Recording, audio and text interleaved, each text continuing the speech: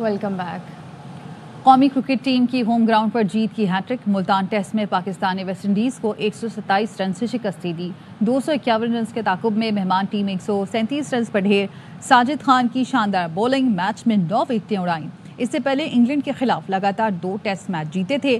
Test match a sports پر براہ راست دکھایا گیا۔ ٹیم ایک ہو کر کھیل رہی ہے، اس لیے نتائج بھی اچھے آ رہے ہیں۔ ملتان ٹیسٹ کے بہترین کھلاڑی کا ایوارڈ حاصل کرنے والے ساجد خان کہتے ہیں سعود شکیل اور Muhammad Rizwan player of the match award کے زیادہ حقدار ہیں۔ پہلی اننگز میں دونوں کھلاڑیوں نے بہترین بیٹنگ کی۔ شان مسعود نے بھی اچھی اننگز کھیلی۔ ملتان ٹیسٹ میں اسپن کا کچھ ایسا کمال رہا کہ پورے ٹیسٹ میں 1064 گیندیں پھینکی گئی، جو پاکستان میں کسی بھی ٹیسٹ میں سب سے کم گیندیں ہیں۔ مجموعی طور پر 674 رن بنے، جو ایشیا میں 44 وکٹ پر بنایا گیا کم ترین مجموعہ ہے۔ اسپنرز نے 40 میں سے 34 وکٹ حاصل کی۔ پاکستان کی جانب سے پورے میچ میں فاسٹ بولرز نے صرف 1 اوور کرایا۔ انفرادی پرفارمنس نہیں، ٹیم کی کامیابی اہم ہوتی ہے۔ کپتان شان مسعود کی پریس کانفرنس، کہا 20 وکٹیں لیے بغیر آپ ٹیسٹ میچ نہیں جیت سکتے۔ کوشش ہے تمام میچ جیتیں اور اگلی ورلڈ ٹیسٹ چیمپئن شپ میں ٹاپ کریں۔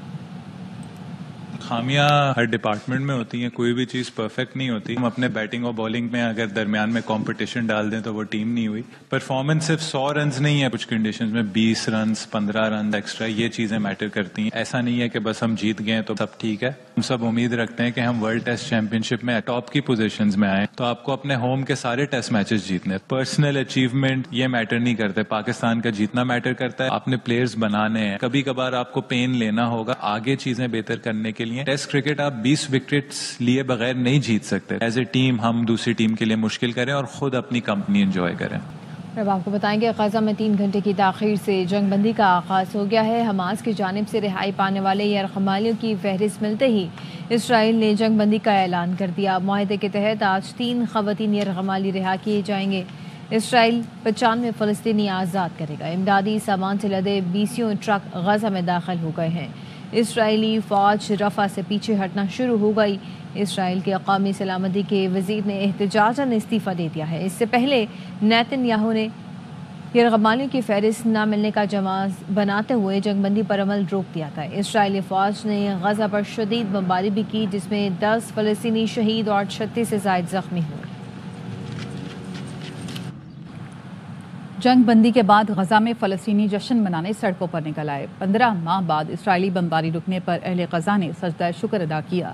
خان یونس اور دیر البلح میں کار ریلی نکالی، پرچم لہرائے، آزادی کے نعرے لگائے۔ غزہ والوں کا کہنا ہے جنگ بندی فلسطینیوں کی جیت ہے، لازوال قربانیاں دی، 15 ماہ بعد اپنے گھر جانے کے لیے تیار ہیں۔ غزہ کو ہم سب مل کر بنائیں گے، امید ہے جنگ بندی جاری رہے گی۔ کوئٹہ کے پہاڑ اور میدان برف سے ڈھک گئے ہیں۔ برف باری کے دلکش مناظر دیکھنے شہری بڑی تعداد میں کوہ چلتن کے دامن اور دیگر سیاحتی مقامات پر پہنچ گئے، خوب ہلا گلا کیا۔ کوئٹہ سے منظور احمد کی رپورٹ دیکھیے۔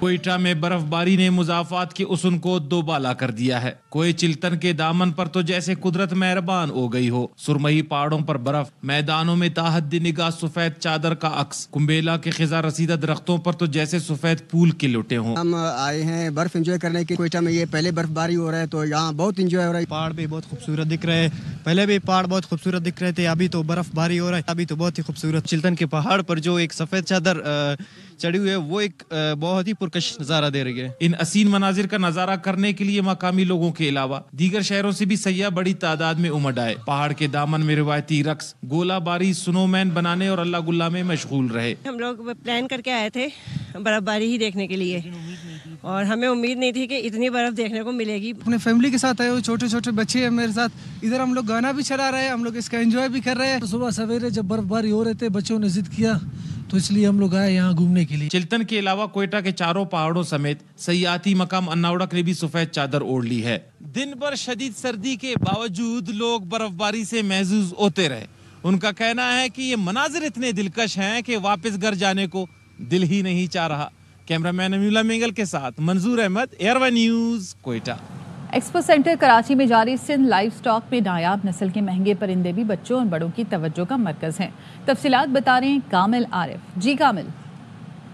Sindh livestock Karachi expo centre کے اندر نمائش جاری ہے. ہم موجود ہیں پرندوں کے اس ہال کے اندر جہاں پہ مختلف اقسام کے جو پرندے ہیں وہ یہاں پر لوگوں کے لیے رکھے گئے ہیں, اور خاص طور کے جس اسٹال کے اوپر ہم موجود ہیں یہاں پر اسٹال کے آنر ہیں منیب, ان سے ہم بات کرتے ہیں. بلو گولڈ مکاؤ ہے, بہت ہی انٹیلیجنٹ ہوتا ہے اور بہت اچھا ٹیم ہو جاتا ہے. اس کے علاوہ یہ کاکاٹو ہے, جیسے لائک دیٹ یہ مولوکن کاکاٹو ہے, اس کا اورنج کریسٹ ہوتا ہے, اور یہ ٹائٹون کاکاٹو ہے, اس کا یلو کریسٹڈ کہلاتا ہے. اور یہ گرین ونگ مکاؤ ہے, یہ ورلڈ کا سیکنڈ لارجسٹ مکاؤ ہوتا ہے. جی ہم نے آپ کو ایک اسٹال دکھایا صرف, اور اس طرح کے لاتعداد اسٹالز یہاں پہ موجود ہیں. خواتین اور بچوں کی بہت بڑی تعداد موجود ہے. واپس آئیں گے ایک بریک کے بعد, ہمارے ساتھ رہیے. Welcome back. سیکیورٹی فورسز نے یوب کے علاقے سمبازا میں پاک افغان سرحد سے خوارج کی دراندازی کی کوشش ناکام بنا دی. فورسز کی مؤثر کارروائی میں 5 خارجی مارے گئے. ISPR نے بتایا کہ پاکستان بار بار عبوری افغان حکومت سے مؤثر بارڈر مینجمنٹ کا کہتا آ رہا ہے. توقع ہے افغان عبوری حکومت بارڈر مینجمنٹ پر اپنی ذمہ داریاں پوری کرے گی. افغان سرزمین پاکستان کے خلاف استعمال نہیں ہونے دی جائے گی. صدر آصف زرداری اور وزیر اعظم شہباز شریف نے یوب میں کامیاب کارروائی پر فورسز کو خراج تحسین پیش کیا. صدر مملکت نے کہا بہادر سیکیورٹی فورسز ملکی سرحدوں کی حفاظت کے لیے ہمہ وقت تیار ہیں. وزیر اعظم نے سیکیورٹی فورسز کی کامیابی کو سراہا اور کہا بہادر افواج سرحدوں کی حفاظت کے لیے سیسا پلائی دیوار کی طرح کھڑی ہیں. خیبر پختونخوا حکومت کا کرم میں شرپسندوں کے خلاف آپریشن, مختلف علاقوں میں گھر گھر تلاشی لی جا رہی ہے. سیکیورٹی ذرائع کا کہنا ہے سرچ آپریشن قافلوں پر حملے اور شرپسندی کے واقعات کے تناظر میں کیا جا رہا ہے. جرگہ ممبر حاجی کریم کہتے ہیں شرپسندوں کی گرفتاری کے لیے آپریشن جاری ہے. ترجمان کے بھی حکومت کا کہنا ہے متاثرہ علاقوں میں موجود چند شرپسندوں کے خلاف کارروائی ناگزیر ہو چکی ہے. خدشہ ہے امن پسند لوگوں کے درمیان کچھ شرپسند گھس گئے ہیں اور وہ لوگ امن معاہدہ سبوتاژ کرنے کی کوشش کر رہے ہیں. تحریک انصاف کا 190 ملین پاؤنڈ کیس کا فیصلہ 48 گھنٹے میں چیلنج کرنے کا فیصلہ.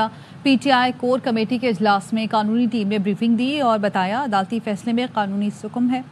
کور کمیٹی کو حکومت PTI مذاکرات پر بھی اعتماد میں لیا گیا. ارکان نے کور کمیٹی کا اجلاس ہر ہفتے بلانے کا مطالبہ کیا.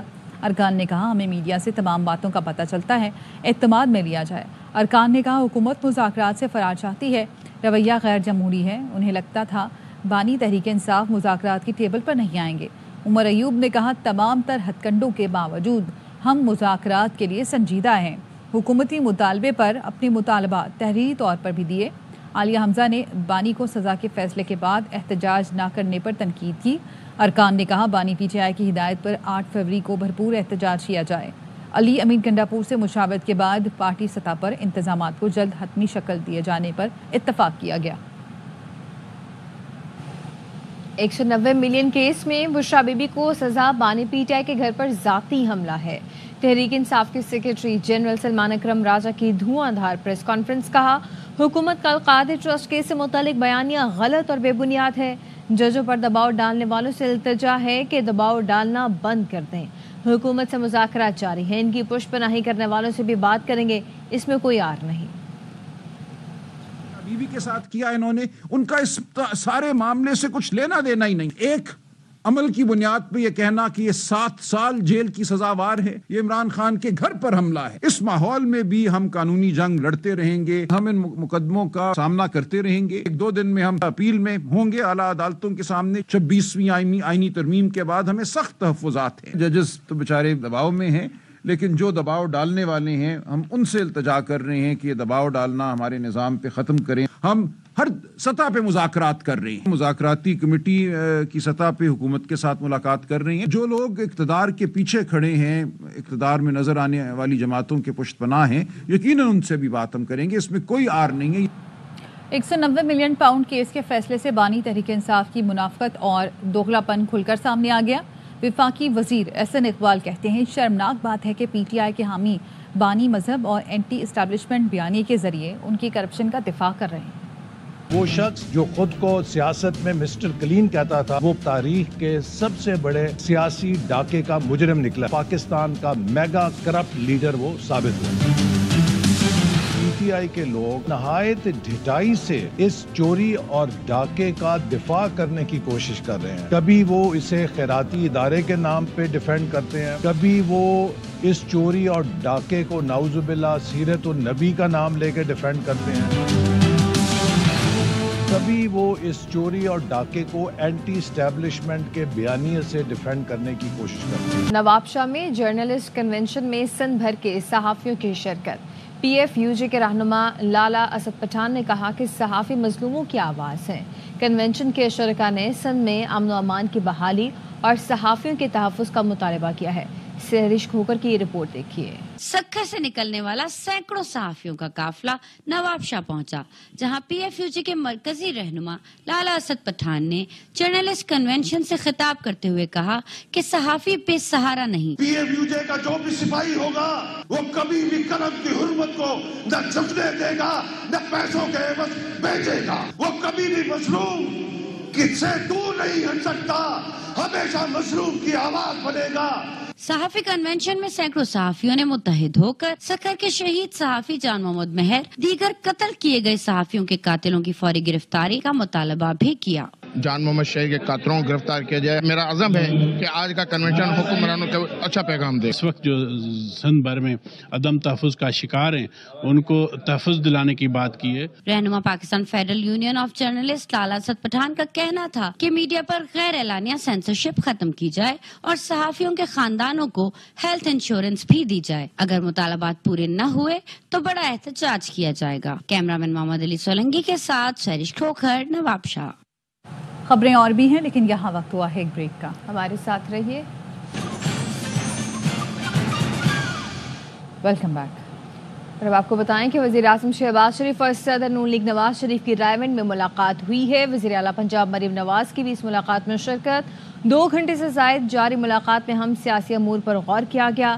دونوں رہنماؤں نے ملاقات میں کہا کہ معاشی بدحالی دور کرنے کے لیے حکومت کی کوششیں رنگ لائیں گی. مہنگائی کے گراف میں خاطر خواہ کمی آئی ہے.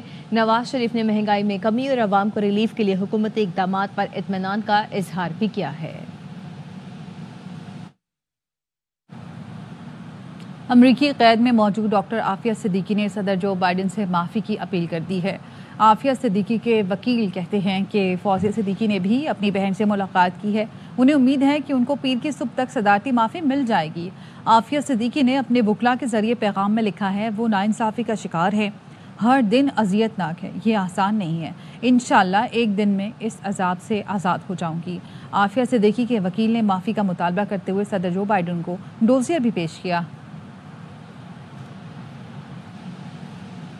منگو پیر میں تشدد سے شہری محمد مجاہد کے قتل کا کیس 2 ماہ گزرنے کے باوجود بھی تفتیشی پولیس کیس میں کوئی پیش رفت نہیں کر سکی ہے. تفصیل جانتے ہیں سلمان لودھی سے. سلمان لودھی, بتائیے گا. منگو پیر نہر سے ایک شخص کی گلا کٹی تشدد زدہ بوری میں بند لاش ملی تھی. پولیس نے تحقیقات کی تو پتہ چلا مقتول کی شناخت مجاہد کے نام سے ہوئی جو گزری کا رہائشی تھا. اس کو زبیر زاہد نامی اس کے دوست نے وہاں پر بلایا تھا. اس کے بعد پولیس کہتی ہے کہ اس کا قریبی دوست اس قتل کے واقعے ملوث ہے جو موقع سے اس واردات کے بعد ہی فرار ہو گیا. 2 ماہ گزر گئے, پولیس اس کو اب تک گرفتار نہیں کر سکی. پولیس نے اس کیس میں ایک تو ملزم کو حراست میں لے کر جیل بھیجا تھا جس کا موبائل فون اس واردات میں استعمال ہوا. البتہ قتل کرنے والا جو مرکزی ملزم ہے اب تک گرفتار نہیں ہو سکا. اہل خانہ کہتے ہیں منگو پیر تھانے کے چکر لگا کر تھک گئے لیکن پولیس اس کیس پر سنجیدگی سے کام نہیں کر رہی. بہت شکریہ سلمان. اس کے ساتھ ہی نیوز بلیٹن سے فی الوقت اتنا ہی. دیکھتے رہیے RY نیوز.